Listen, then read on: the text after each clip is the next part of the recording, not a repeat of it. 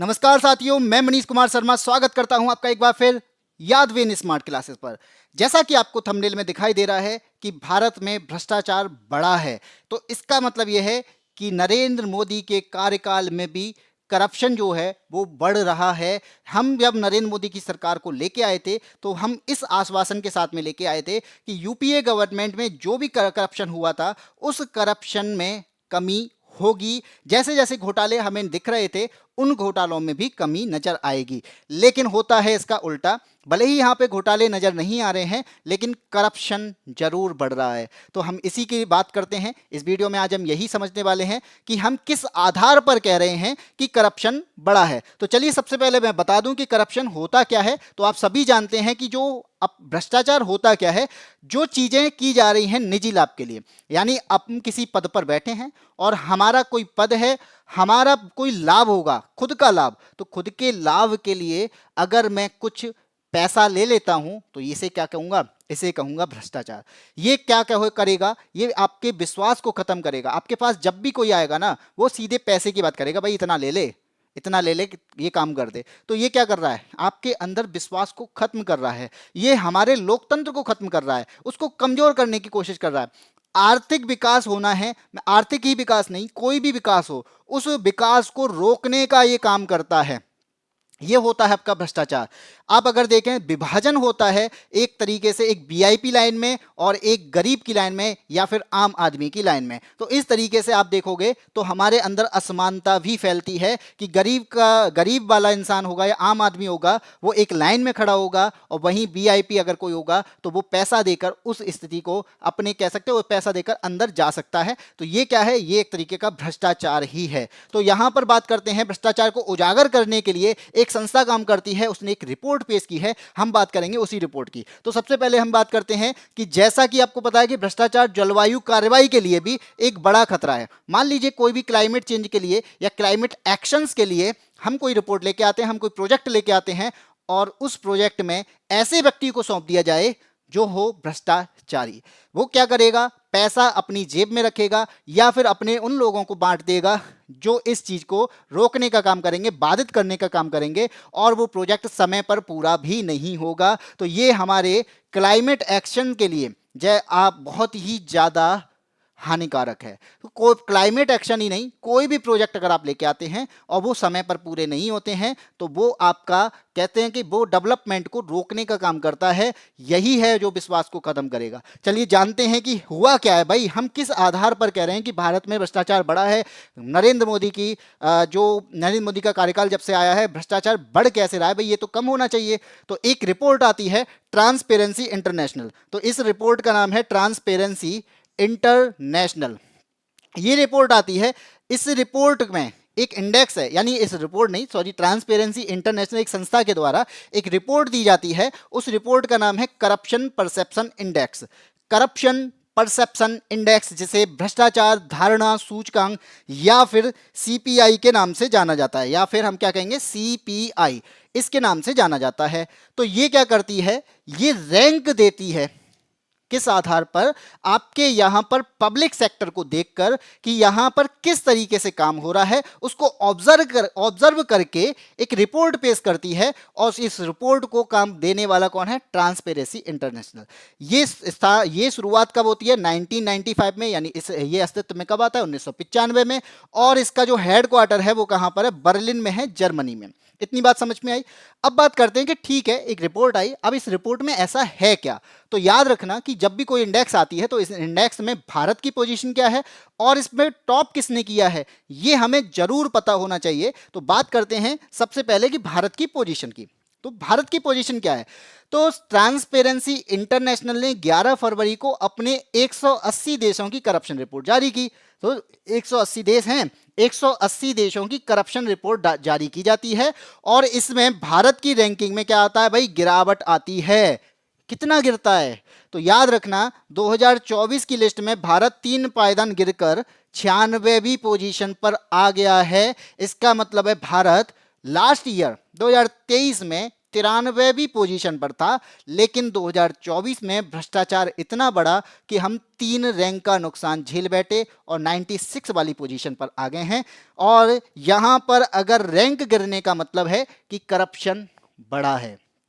ये आपको यहां पे रिपोर्ट दिख रही होगी कि इंडिया की पोजीशन आपको यहां पे दिख रही है कि इंडिया की जो पोजीशन है वो 96 रैंक है, और 96 रैंक के साथ में भारत का जो स्कोर यानी जो पॉइंट मिला है ऑब्जर्व करने के बाद में वो कितना है, वो है 38। अब बात करते हैं आगे। अब ट्रांसपेरेंसी इंटरनेशनल ने भारत को स्कोर तो 38 दिया है, 38 में भारत का लास्ट ईयर में स्कोर कितना था, तो भारत का लास्ट ईयर स्कोर था 39। केवल 1 पॉइंट का नुकसान हुआ है, और इस 1 पॉइंट ने भारत की पोजीशन, भारत की रैंक को 3 तक गिरा दिया, यानी 93 से हम 96 पर पहुंचे हैं। अब आप यहां पे देखो, 1 नंबर कम होने से भारत की रैंक में इतना नुकसान होता है, हमारा 3 का नुकसान हो जाता है, हम 3 रैंक नीचे गिर जाते हैं। चलिए ठीक है, इतनी बात हो गई। अब हमें भारत के बारे में तो पता चल गया कि भारत की पोजीशन 96 है और भारत को जो स्कोर मिला वो 38 है, तो भारत में हमने कह दिया करप्शन बड़ा है। अब बात करते हैं कि भाई हमारे पड़ोसियों का हाल क्या है। ठीक है, तो पड़ोसियों के हाल से पहले हम देख लेते हैं कि टॉप किसने किया। चलो ठीक है, सबसे ज्यादा भ्रष्टाचार किस देश में है, सबसे कम भ्रष्टाचार किस देश में है, तो यहां पे आपको दिख रहा होगा कि डेनमार्क का नाम है। तो डेनमार्क जो है पहले नंबर पर है, किस पर है, टॉप में है। तो टॉप में है तो इसका मतलब क्या है कि इसके यहां पर भ्रष्टाचार ना के बराबर है, तो डेनमार्क ने पहली पोजीशन ली है और ये नंबर 1 पर बना हुआ है। इसका मतलब है कि यहां पे भ्रष्टाचार नहीं है। हमें टॉप 3 पता होने चाहिए कि सेकंड पोजीशन है फिनलैंड की, थर्ड पोजीशन है सिंगापुर की। टॉप कौन, डेनमार्क, सेकंड कौन, फिनलैंड, तीसरा कौन है, सिंगापुर। ठीक है, अब लास्ट कौन है, सबसे ज्यादा भ्रष्टाचार किसके पास है, तो भाई सबसे ज्यादा भ्रष्टाचार होता है साउथ सूडान। कैसे कह दिया, 180 देश लिए थे, 180वें नंबर पर आया है। तो इसका मतलब क्या है कि सबसे ज्यादा करप्ट देश कौन है, वो है साउथ सूडान। ये मैं नहीं कह रहा, ये ट्रांसपेरेंसी इंटरनेशनल की करप्शन परसेप्शन इंडेक्स 2024 कहती है। अब बात करते हैं भाई हमारे पड़ोसियों का हाल क्या है, तो याद रखिए इनको भी देख लेते हैं भाई, इनका देखना बहुत जरूरी है। हमें अपने आसपास का पता तो होना चाहिए कि भाई तेरा हाल क्या है, तेरा हाल क्या है। तो यहाँ पे यही बात होती है कि पड़ोसी देश है हमारा एक चीन। चीन कौन सी पोजीशन पर है, तो 76वीं पोजीशन पर है, जो कि आपको यहाँ पे दिख रही है।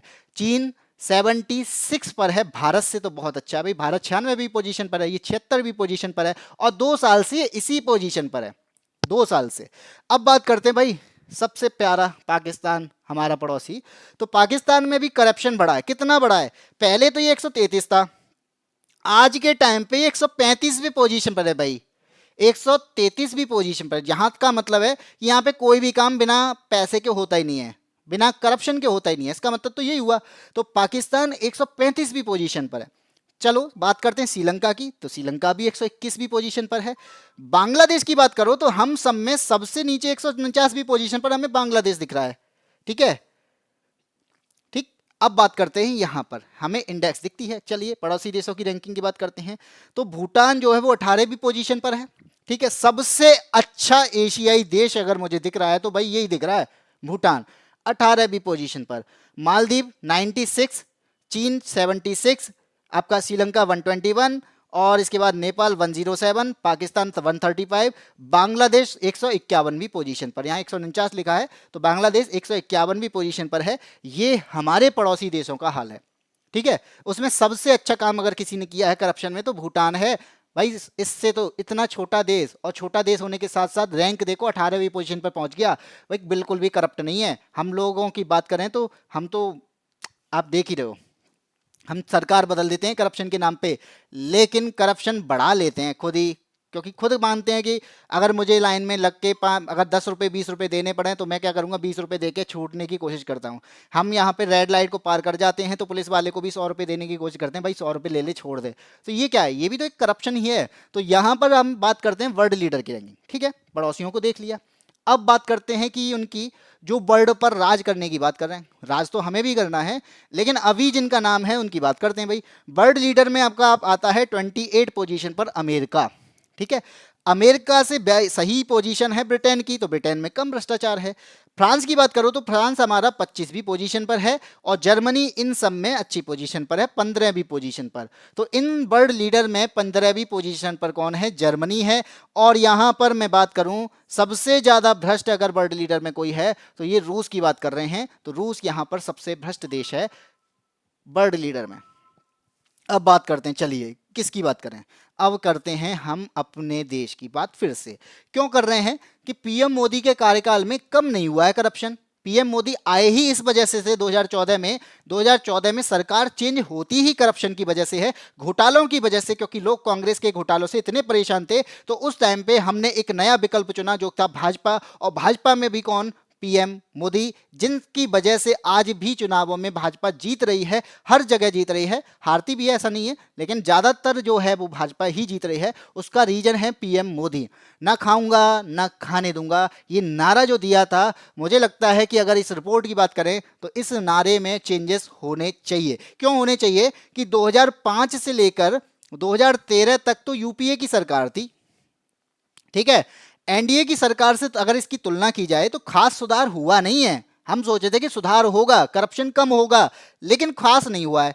अगर मैं इन सब में यानी सब दोनों सरकार की पोजीशंस की बात करूं, रैंकिंग की बात करूं, तो 2006-7 में करप्शन के मामले में हम बहुत अच्छी पोजीशन पर हुआ करते थे जब यूपीए की सरकार थी 2006 और 7 में। 2006 में हम 70वीं पोजीशन पर थे, 2006 में हम 70वीं पोजीशन पर थे, और वहीं 2007 में हम 72वीं पोजीशन पर थे। ये हमारा 2005 से लेके 2024 तक का सबसे बेस्ट रैंकिंग है, ठीक है। अब बात करते हैं हम कि यूपीए शासन आता है खत्म होने के टाइम पे। खत्म कब हुआ है? 2013 के लास्ट में, 2014 में नरेंद्र मोदी की सरकार बन जाती है। तो 2013 का जब रिपोर्ट आती है, उस रिपोर्ट में भारत की पोजीशन 94 थी। अगर मैं इसकी कंपैरिजन करूं कि 2013-14 में 94 थी, तो इसका मतलब 2024 में तो हम 96 पे हैं, तो हमें ज्यादा नुकसान नहीं हुआ है। उस स्थिति को देख के हमने थोड़ा सा करप्शन, ज्यादा नहीं, करप्शन बढ़ाया है, इतना नहीं बढ़ाया 2013-14 की स्थिति से देख के, ठीक है। अब मैं ये बात करूं, मैं तुलना करके दिखाऊं। कैसे दिखाता हूं कि एक तरफ मैंने दिया है आपका यूपीए की सरकार को और एक ग्राफ दिया है आपको एनडीए की सरकार का। यहां पे आप देखें कि 2006 में हम 70वीं पोजीशन, 2007 में 72वीं पोजीशन पर थे। यूपीए का कार्यकाल धीरे धीरे धीरे धीरे हमें कहां पर लेके गया? 94 तक, 94वीं पोजीशन पर हम करप्ट देशों में आते थे। लेकिन अब बदलना था किसको? सरकार को। हमने सरकार बदल दी, 2014 आया। 2014 में हम लोगों 85वीं पोजीशन पर थे, जो कह सकते हैं कि यही 2014 पूरा थोड़ा सा सुधारने में लगा होगा, लेकिन फिर भी थोड़ा बड़ा। हमने सुधार किया 2015 में, यानी बीजेपी गवर्नमेंट ने सुधार किया 2015 में। हम 76वीं पोजीशन पर आए। डायरेक्ट हमारा 9 का यहां पे फायदा होता है, 9 पोजीशन का, हम 76 पर आ जाते हैं। यहां से लगने लगा था कि बीजेपी अच्छा काम कर रही है, करप्शन पर बहुत अच्छा काम कर रही है, और भारत की पोजीशन को यहां पे घटना, यानी आप 94 से 85 पर और 85 से 76 पर लगभग 9 अंक, आप बार बार 9 रैंक नीचे की तरफ आ रहे हैं। इसका मतलब है कि हम धीरे धीरे धीरे करके हम 50वीं पोजीशन पर जाने चाहिए थे। लेकिन अब क्या हुआ? 2015 के बाद में भारत की रैंक धीरे धीरे फिर बढ़ने लग जाती है, और 2020 आते आते हम फिर उसी स्थिति में जाते हैं, और वहीं पर 2024 आते आते हम 96 वाली पोजीशन पर आ जाते हैं। तो इस सरकार के अकॉर्डिंग अगर देखा जाए तो 2015 में हम 76 पर अगर जा चुके हैं, तो हमें इससे नीचे आना चाहिए था, हमें 50 तक जाना चाहिए था। लेकिन होता है इसका उलट, हम 75 पर आकर फिर अपनी रैंक को बढ़ा लेते हैं, यानी करप्शन को फिर बढ़ा देते हैं, और 96 वाली पोजीशन पर आते हैं।